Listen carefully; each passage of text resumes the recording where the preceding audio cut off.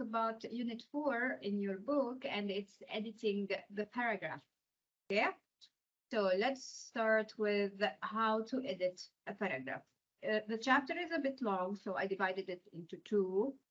We will do part 1 today, and next week we will do part 2. We will still have 2 more units. The other units are small, but they have lots of information. Okay, so a paragraph. What is a paragraph? A paragraph separates ideas into logical, manageable chunks. Okay? Paragraph هو فقرة, of course, باللغة العربية. And each paragraph has its own main focus. Okay? Writers begin a fresh paragraph for each new idea they introduce. So, each paragraph has an idea that needs to be complete to make the whole paragraph. One paragraph focuses on only one main idea and presents coherent sentences to support that point. Okay, so this is where students tend to have a problem using paragraphs.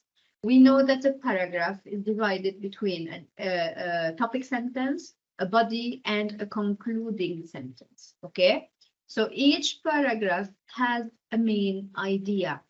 Students, when they start writing, they write a paragraph of 3 line, 4 line, which is wrong, because a full paragraph should be about 12 sentences long. Okay, 12 sentences or line long. So this is the average paragraph. All right. So always remember, one paragraph means one idea. One paragraph is equal to 12 lines, almost, yani give or take. And one paragraph has to have a topic sentence, a body, and a concluding sentence. Okay? So never, from now on, never divide a paragraph into mini paragraphs. Okay? Just put it in one paragraph. If it's related to one main idea. The paragraph may stand on its own, since all its sentences support the same idea. That's why it's called a paragraph. Okay. We know the difference between the Arabic and English paragraph. In the Arabic paragraph, sorry, we tend on writing and writing and writing and writing, and we put so many ideas into one paragraph. However, it shouldn't be like this. So always remember, one paragraph means one idea. Okay, one full idea. All right. So the purpose, audience, tone, and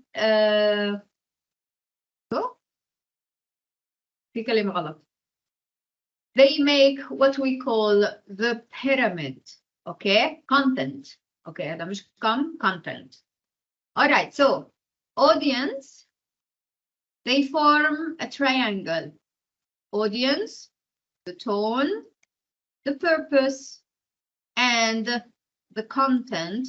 All of these are interrelated into the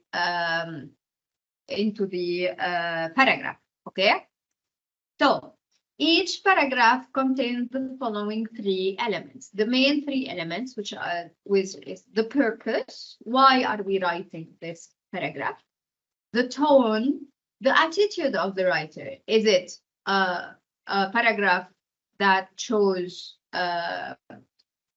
cause and effect? Is it a paragraph that is related to giving guidance? Is it a paragraph that talks about or gives the tone of preaching? Okay, so we have to know what is the tone of the paragraph. What does the writer want to tell us through this paragraph? Okay, the emotion of the writer. And we have the audience, are the people who will be given these information and this tone and this purpose for each paragraph. Okay. Then they all combine to make the content. Okay. Which is called the assignment's purpose. Okay. Audience and tone. These three make the content of the paragraph. Okay. Which, as we said, and we will repeat it throughout this unit, it should support one main point. Okay. How to identify the academic purpose, which is here, right? The purpose, the first one, the academic purpose. How can we identify? The purpose identifies the reason you write a particular document. Okay, it's the reason why we want people to read this text. It answers the question why, of course, why do we want this? And the reason for writing fulfills four main points: to summarize, to analyze, to synthesize, and to evaluate. Okay. Type. Oh, just give me 1 second. I'll be back in 1 second. فقط.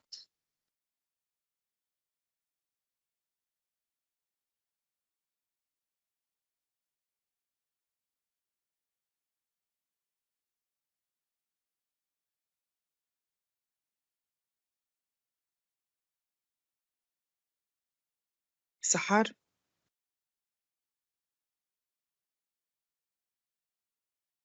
خلاص من ساعة. هيني اشتقتي لي. اوكي I'm back. اجت مس. اجت. شو كنتوا عم تحكوا وانا مش هون؟ بسأل سحر يا مس اشتقتي لي، صار لي زمان ما شفتها، كنت اشوفها بالجامعة. احنا بنحكي كل يوم 60 مليون مسج ومكالمة بس بنشوفش بعض. اوكي. ما هو الاوضاع سيئة. Anyway. So, what do I mean by summarize? What do you think, Sabaya? Huh? What do we do when we summarize? Yes, we give a short brief, right? We give a short brief of what we want to say in each paragraph.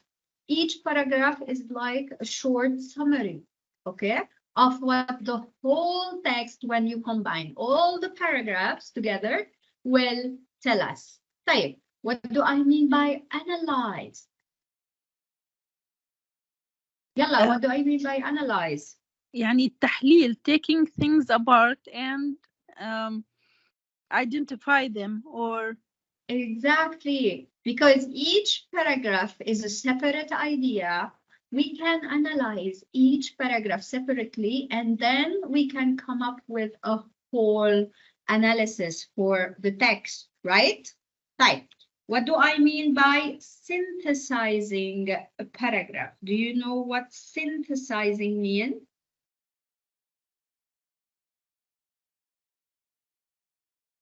Have you ever heard of the word synthesize? Yes. Yeah, we heard about it, but I don't know. Noor, do you know? I don't know, maybe تحليل شيء. It's like a tahleel, but what's the difference between analyze and synthesize? To analyze a paragraph is to analyze one idea. To synthesize, it's to bring together an analysis of many ideas together. Okay? This is what synthesizing means. اللي هي دمج أو استخراج موضوع بحث جديد من دمج أبحاث متنوعة. Okay? Like, you will see that when you do your project, your graduation project. When you write your literature review for the graduation project, you will go and read many researches, okay? And then from each research you analyze, it's like looking at it like it's each one paragraph, okay? So you go and analyze each research or between quotation each paragraph, if you want to talk about that. And then you make a combination of all of these paragraphs or all of these researches, and you come up with a new topic. Okay, so this is what is meant by synthesizing. You take one paragraph, two paragraph, three paragraph, four paragraph, and then you come up with one big paragraph that has elements from all of the other paragraphs. Okay, last thing, what do I mean by to evaluate?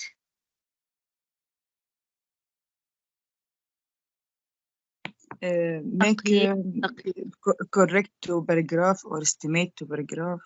It's okay, Maisa, you're almost there. It's تقييم بالعربي. Okay, you go and check if the paragraph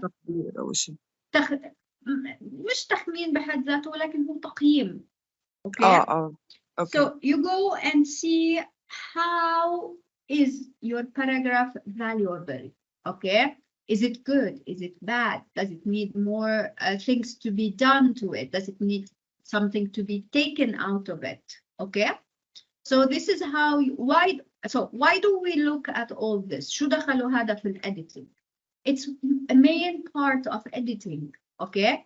Because when you do that, you come up with a good structured paragraph. Okay.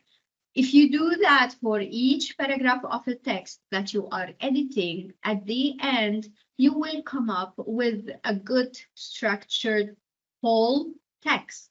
Okay. That's why we take apart the text as editors. I'm saying because I have experience in editing. Okay. So I'm telling you how we do that. First of all, you take each paragraph separately. You look at it in terms, you remember في the units اللي قبلها, we said you take the word, then you check the sentence, and now we're talking about the full paragraph. Okay?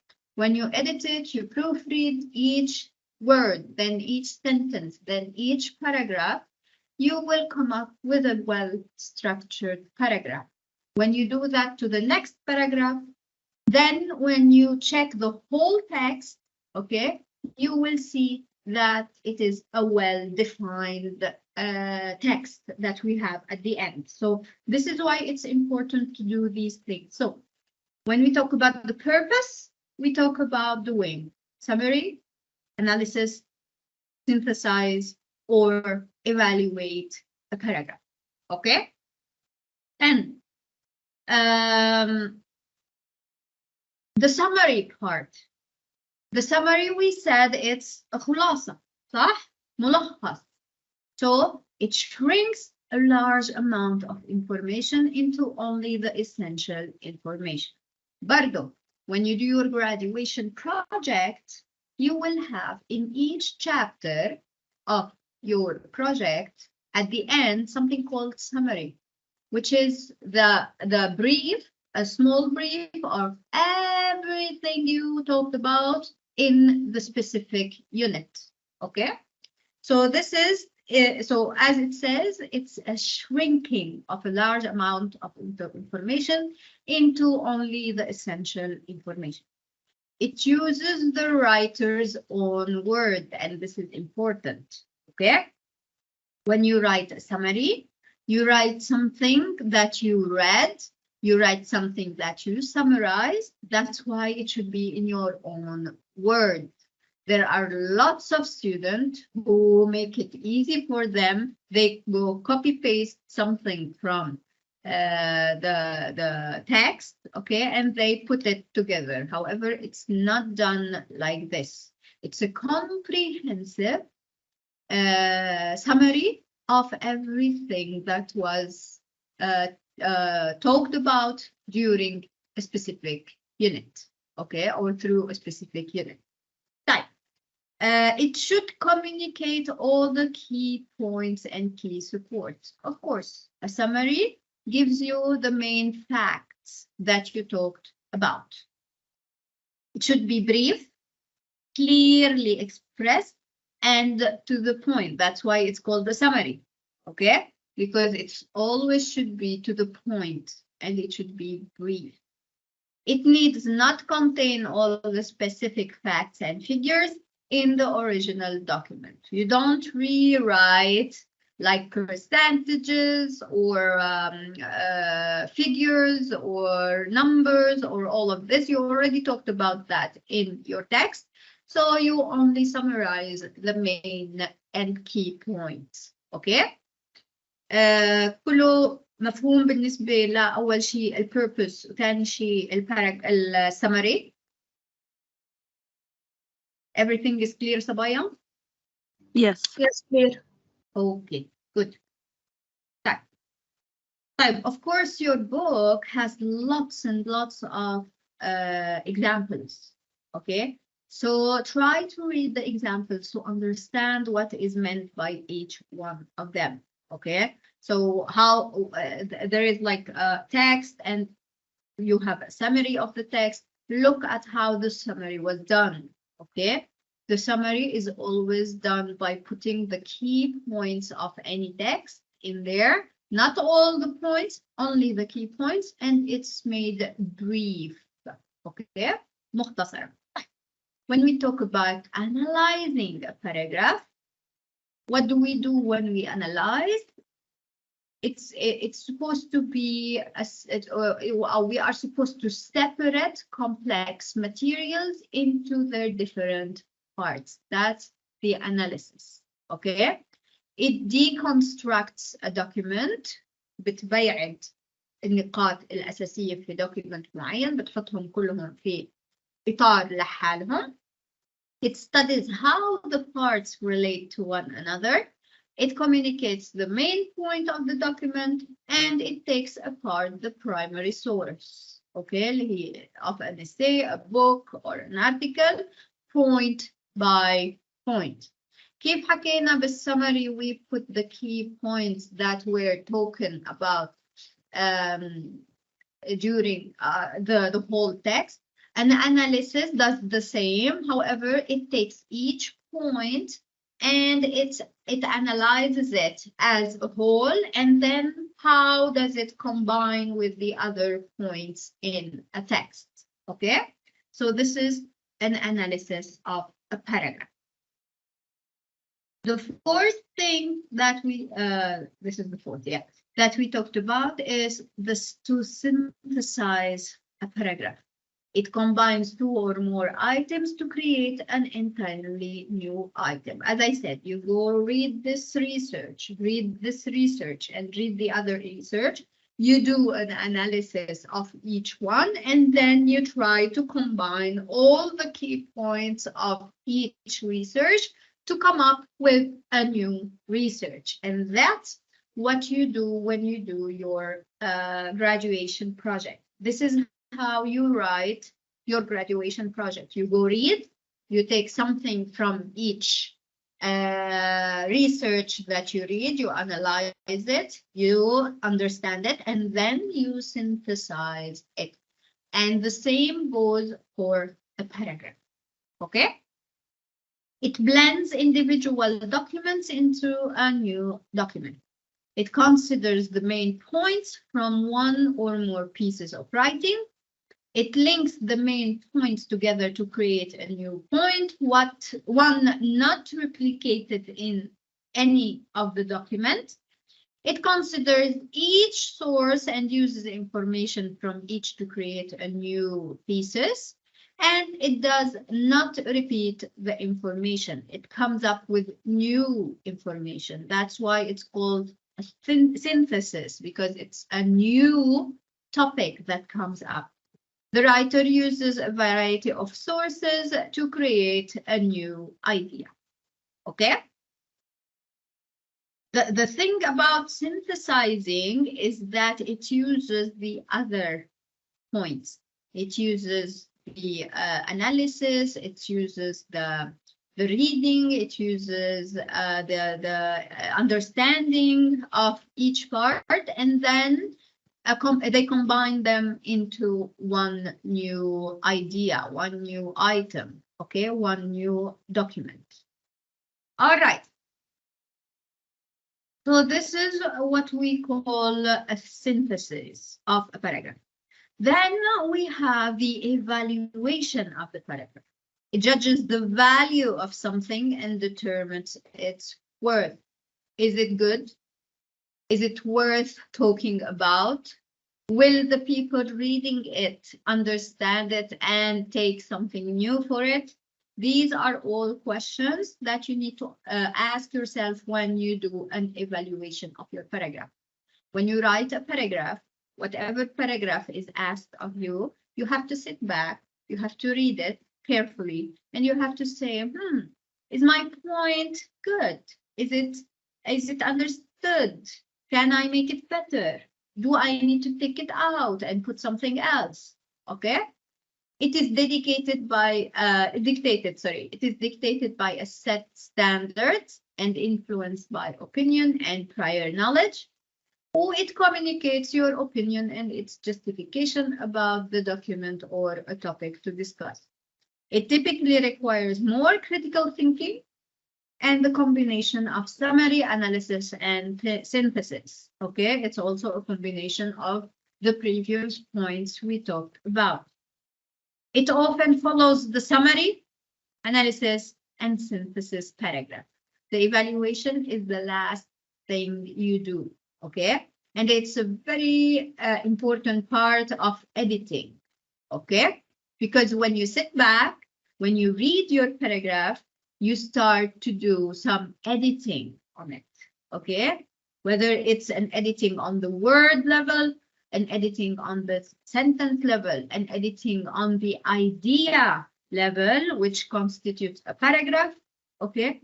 This is the evaluation that you will be doing at the end when you write the paragraph. Okay. Right. This is the purpose. Okay, we talked about the purpose. Now we will talk about identifying your audience. Who are you going to write for, or who is going to read your work? Okay. For example, as students, Maisa, who is going to read your work? As student. My teacher. Yes, exactly. Your teacher, right? This is your audience. So how do you write to your teacher?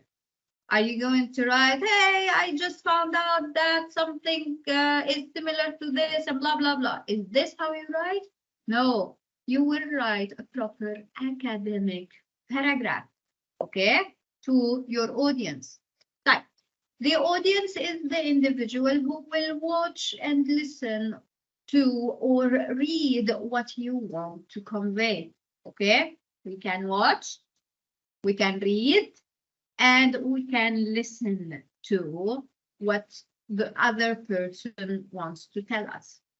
The types of question you ask yourself about your writing will be shaped by the audience that will read it. Okay?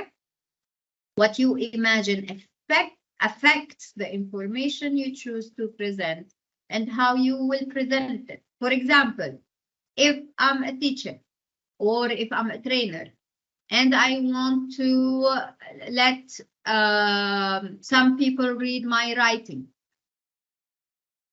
If I write something for intellectual people in relation to English language, okay? For example, will it be the same writing if I want to show the same idea to college students, for example, intellectual adults?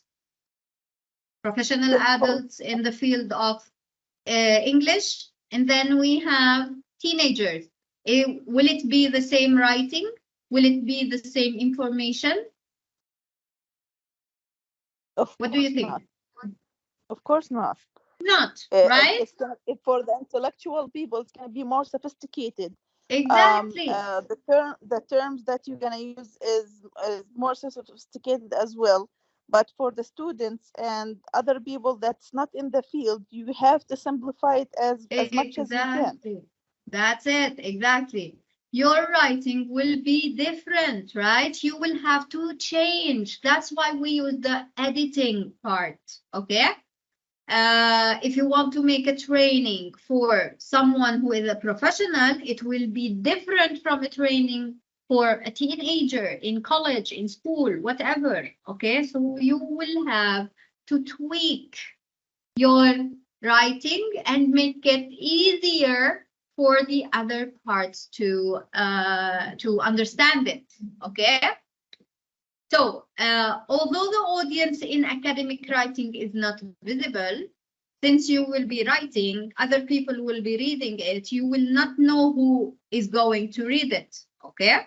They play a vital role in how you present your writing. That's why academic writing is a formal type of writing, and it depends. You have two types of academic writing. You have what we call a general type of academic writing and a specified type of academic writing. If I am a professional in the field of geology, for example, okay, I'm going to write my writing for professionals who work in the geology field. So I'm going to use specific terminologies, okay? However, if I'm writing a general academic topic, everyone can understand it because I will be using some common terminologies that are known by everyone. That's the difference, okay? So that's why it says here that even if you don't know who your writer is, it plays a vital role in how you present your writing, okay? While writing, you have to identify your reader's characteristics, interests, and expectations. And this is a little bit hard since you can't see them. However, if you know that you're writing a specific type of academic writing, okay, for a specific type of audience, then you will know their characteristic because they will look like you, okay? They will have the same critical thinking that you have since you're talking about a specific topic. However, if you're using a general tone, so you can be more flexible, you can be easy, okay? It can be more adapted to these type of people, okay? So your paragraphs should be engaging to your audience, sorry, to build an appropriate relationship between them and the subject of your writing, okay? If your writing is boring, and this we find it a lot, we find it a lot in the academic world. Academics tend to be more scientific driven, so they use hard and strict terminologies. The writing is strict, it's not motivational to read, okay? But it's different from the other academic types, which is like literature. You can use more metaphoric ways. You can use better inspirational words and sentences, okay? So it depends on how you approach your topic, you will approach your audience, okay? So this is the main point of how to talk to your audience that you cannot see. Perfect. So you must consider the specific traits of your audience member. As we said in the example of the adults versus young people, you have to know the demographics of your audience, okay? These are major and important data about a group of people, such as their age, their ethnicity, their religious belief, or their gender. For example, if you want to write an academic writing about, let's say, the LGBTQ community, you will not go and write it for a Muslim community. They will not understand it. Okay, they will not accept it. Same, if you want to write an academic writing about the Muslim or the Islam or anything related to Islam, and you go to white supremacist people to read it, they will not understand it. Okay? So education also is a very important factor. As we said in the example, if you talk to people who are professionals in the field, you will talk them with specific terminologies. If you're talking the same topic and taking it to other people like less literate people or less professional people or youngsters, it will become a different type of writing. You have to take into consideration the educational level of your audience. Prior knowledge, it's also an important part. If I am not a professional in the field of geology, for example, but I like geology, okay? I read geology, I see documentaries about geology. I have prior knowledge about the topic that I'm going to read, so I can build on this knowledge and acquire new types of knowledge as an audience. Expectations, it indicates what readers will look for while reading your assignment. So this is all part of what is important to know when I write something, okay? I will not write an academic paper for fun. I write an academic paper because I have a purpose to fulfill. I have an audience that I want them to read what I write, okay? So, these purpose and audience are two of the main points of the content of any writing, whether it's a paragraph, whether it's a text, okay? Now I need to select the appropriate tone to talk with, okay? So what is a tone? It identifies the speaker attitude toward the subject or another person, okay? اعتبروها زي كيف بقدر اجيب لكم زي الهجاء، اوكي؟ لما يجي الواحد يهجب حدا، اوكي، لانه ما بيحبه، او لما يجي الواحد يتغزل في شعر بحدا لانه بيحبه. So in their writing you will see about someone from what they write. The same goes for a topic. When you read something written by other, you can feel how the writer feels about the subject he or she is writing about, okay? Writer transmit tones through writing a range of attitudes from excited to humorous, somber, and critical, okay? These emotions create connections among the audience, the author, and the subject, ultimately building a relationship between the audience and the text. If you read a really good novel, if you start reading the first chapter of a really good novel, I think I am like this. I don't know if you are, but the majority of people who are engaged in this novel, they start reading it and keep on reading it throughout the whole day and night until they are done with it.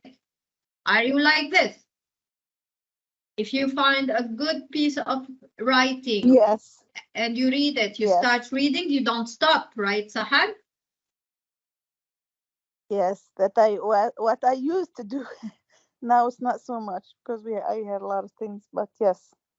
Yeah, but I'm talking in a general sense. If you find something nice, you start reading it and you continue reading it until it's done, because It's like you're living with it. exactly, You're relating to it so exactly. much. And that's the good writer. A good writer takes you into a journey through his or her text. Okay? All right. To stimulate these connections, writers imitate their attitudes and feelings with useful devices when they write, such as sentence structure, word choice, punctuation, and formal or informal language. It's like when you watch a movie, like a movie or a TV series that has more than one episode, and one of the episodes you go into the climax of the story, and then the episode is done, and you go like, no, what is happening? What will happen next? Okay, so you have to wait until the next episode comes up to know what is happening. Same as your writing. You start reading, and then you come to a standstill or a climax, and then you have to, no, I can't stop now. I have to read the next chapter. And you go on reading and reading and reading. So this is a good writer. This is a person who is writing something that motivates people or the audience to read, to keep on reading it, because it's funny, because it's attractive, because he used many writing styles that are necessary to attract the audience. Okay?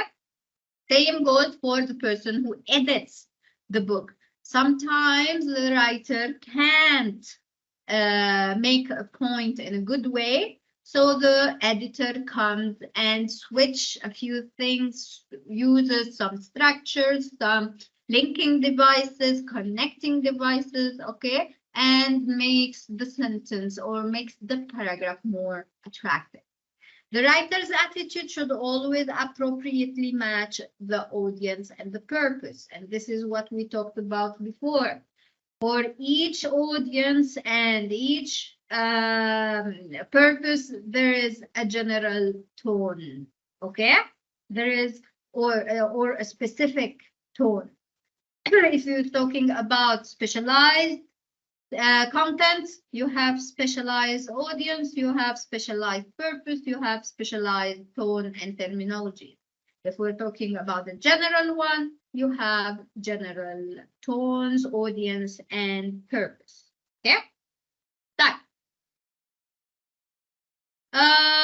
In academia, tones can be, but are not limited to, your writing can be assertive. It can be optimistic, humorous, curious, informal, formal, serious, pessimist, encouraging, worried, cooperative, predictive, appreciative, friendly, condoning, factual, urgent. It could be a tone of an activist, okay? The earth is dying, we need to move now. All right, so this is urgency, activism, okay? So depending on your topic, you will use a specific tone. It's not understandable when something, for example, a wildfire is eating the forest of the Amazon, and then you go, ha, ha, ha, okay? It can't be. This is an urgent fact. This is a very strict fact. And then your tone is humorous. Okay? It doesn't work. It should match the purpose. It should match the audience, and it should match the tone of your writing. Okay? Choosing appropriate, interesting content. So we have the audience. We have the purpose. We have the tone, and the three of them combined make the content of your writing. Content refers to all the written substance in the document. After selecting an audience and purpose, you must choose what information will make it to the page. As I said before, I'm going back to your project, graduation project. You may read 100 research, but you will only use a few information from a few of these researches. Okay, you will not use everything. You will use only a dedicated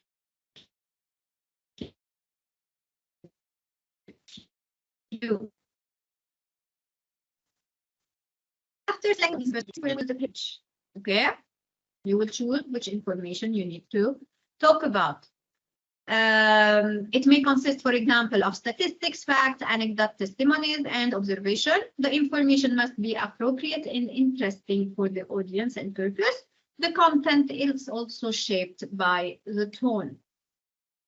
So the component of a strong paragraph is the topic sentence, which is the main idea, the body. Remember always what we talked about before, something called red. Yeah, Noor. What is red? أول شيء إيش كانت نسيت السؤال إيش كانت ريد؟ Reasons. read و example and details. Reasons, examples, and details. This is in your main body, okay? And a conclusion, it is the final sentence that summarizes the main point. Right. A topic sentence is the foundation of a good paragraph, which expresses the main idea of the paragraph. The topic sentence guides the reader to highlight what the paragraph is about. All the sentences in the rest of the paragraph should be related to the topic sentence, of course. لأنه دائما نعتبره التوبيك sentence زي الانtroductory sentence. Okay? في أي كتاب سواء كانت a whole text or a small paragraph. An effective topic sentence combines the main idea with the writer's personal attitude or opinion. It serves to orient the reader and provides an indication of what will follow in the rest of the paragraphs. Of course, since it's an opening sentence, it tells the reader what he or she should expect in the remaining of the paragraph. A topic sentence contains both a main idea and a controlling idea. A main idea is the main focus point. A controlling idea is the information added to this sentence, okay, to this main idea to form a whole topic sentence. For example, if we have the main idea, people can avoid vulgaries, okay? Controlling idea can be taking certain precaution. How can they avoid being vulgar? They can take some precaution idea. So the topic sentence will be people can avoid burglaries by taking certain precautions. Another idea, fixing a flat tire on a bicycle is easy. What's the controlling idea? Follow these steps. So what's the topic sentence? Fixing a flat tire on a bike is easy if you follow these steps. Topic sentence, in the body, you will be putting the steps, okay? All right, so let's look now at a good topic sentence characteristics. What are they? It provides an accurate indication of what will follow in the rest of the paragraph. So it tells us what will come next. It contains both a topic and the controlling idea or opinion. So we have in this sentence what we call the topic part, and next to it will be the controlling idea or the opinion, okay, of this topic sentence. It is clear and easy to follow. It does not include supporting details because these details will be in the body, the section that is after the topic sentence. It encourages the reader by using interesting vocabulary. Okay, so it catches the eye before entering into more details. So, when we are done with the topic sentence, we will do something to transition from the topic sentence into the body of our paragraph. So, transitions are very important parts of any paragraphs to go from one idea or one part of the idea into another part. So a strong paragraph moves seamlessly from the topic sentence into the supporting sentence and onto the concluding sentence. So we have, as we said, the topic sentence, then we have the body, and we have the conclusion. In order to go from one section to another in a seamless way, we need to include transitions. Ideas should logically connect to one another in a paragraph. Therefore, writers use transitional words and phrases. So a transition could be made up of a word or a phrase. شبه جملة. The transition is a connecting word that describes a relationship between ideas. So a transition has the job to connect two ideas that have a relationship, that complement each other. You can see from the table that there are many types of transition words. These are some of them. You can check, and you can also find them if you do a search on Google. When we're done with the topic sentence and we know the components of the topic sentence, we can now transition into the body of a paragraph. And the body has the details of or the details and the additional information that will make the topic sentence clearer. So after writing the topic sentence, the writer must support the topic sentence with additional information. The body of the paragraph usually follows containing supporting details. So whichever detail you have to put it. And when writing in English, we use something called RED. So RED stands for results, examples, and details. The more details, examples you put, the better your paragraph or your body will support your topic sentence. Supporting sentences make up the body of the paragraph and help explain, prove, or enhance the controlling idea in the topic sentence. Paragraphs contain 3 to 6 supporting sentences depending on the audience and the purpose of writing. Since a paragraph should be between 100 words and 110 words, so they may contain from 3 to 6 supporting ideas. Supporting sentences usually offer one of the following. They could talk about reason, so they are called reason sentence. And these explain why something happens or is true. So for example, the refusal of the baby boom generation to retire is contributing to the current lack of available jobs. So what's the reason for the lack of available jobs? Is the baby boom generation that refuses to retire. That it could also be a fact sentence that presents verifiable information. For example, many families now rely on older relatives to support them financially. So this is a fact sentence that is backed up by numbers or percentages or charts or illustrations. The other one could be statistic sentence, and this provides numerical evidence. For example, nearly 10% of adults are currently unemployed in the United States. So we have a statistic, 10%.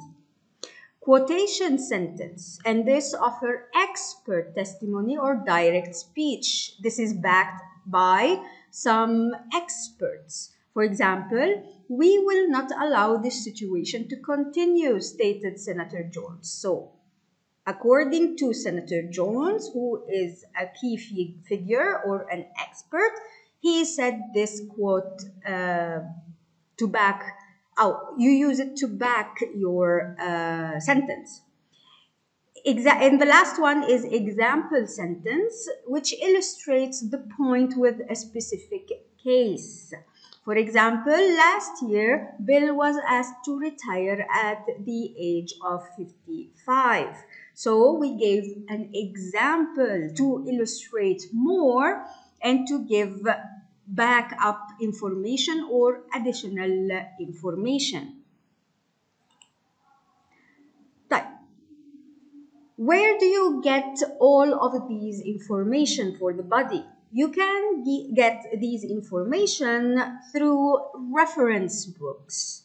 So you have these books who have these information that are verified, so you can use them because they are true. You can take your information from encyclopedias, from websites, from biography or autobiography, from maps, dictionaries, newspapers, and magazines. You can also take them from interviews or previous experiences by other researchers or other people involved, or you can do your own personal research.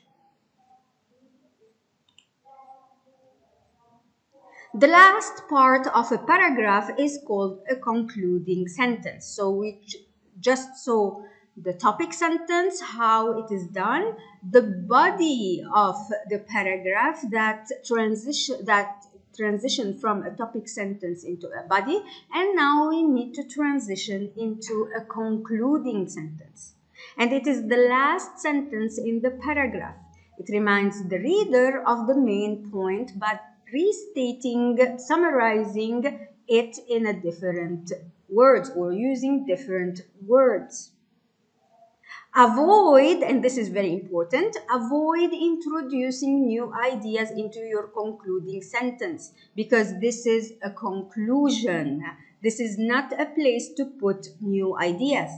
The conclusion is intended to provide the reader with a sense of completion. Yani, it gives you an ending to this idea.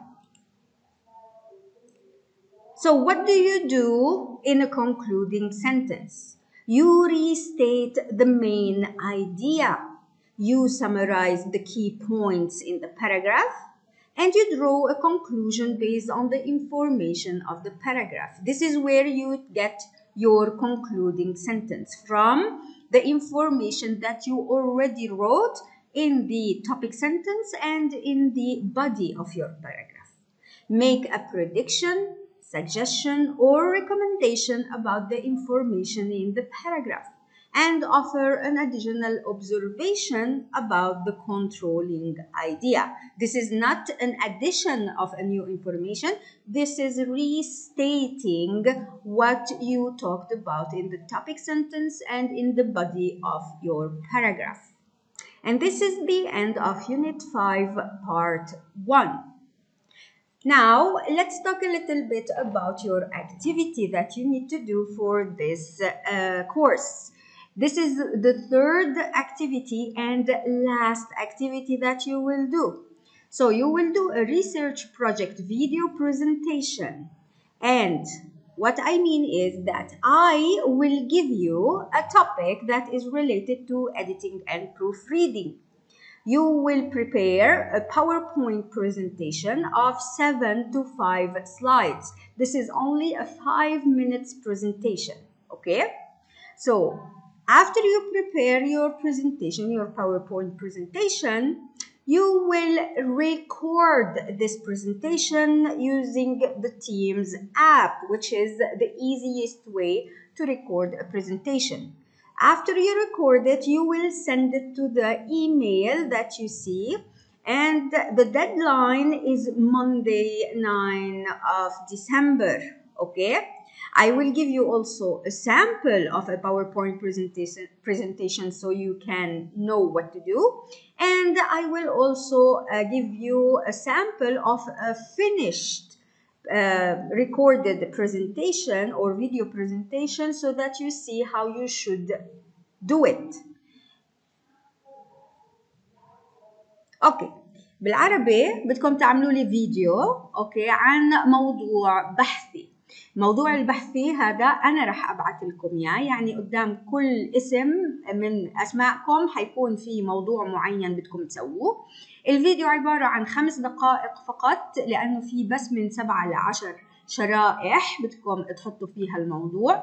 رح أعطيكم نموذج لباوربوينت برزنتيشن إنكم تستخدموها لتحطوا المعلومات الموضوع تبعكم. بعد ما تخلصوا وتظبطوا الباوربوينت برزنتيشن بتدخلوا على برنامج تيمز وبتسجلوا حالكم وانتوا عم تشرحوا هذا البحث. اوكي، 5 دقائق بالكتير مش اكتر. وراح اعطيكم كمان فيديو بفرجيكم فيه البرودكت النهائي كيف لازم يكون الفيديو اللي حتبعتوا لي اياه. هلا إذا بتستخدموا برنامج تيمز بيكون أسهل. ليش؟ لأنكم تبعتوا لي بس الرابط تبع الفيديو تبعكم على الإيميل المبين عندكم، تبعتوا لي الرابط وأنا بتفرج عليه للفيديو تبعكم. في حال استخدمتوا برنامج تاني غير التيمز بدكم تبعتوا لي الفيديو نفسه، أوكي، على نفس الإيميل اللي مبين عندكم. معكم أسبوع لا تعملوا هذا الفيديو أو هذا البحث وتبعتوا لي إياه. آخر يوم للتسليم هو يوم الاثنين 9/12. Alright, everyone, thank you for being here and I will see you next week.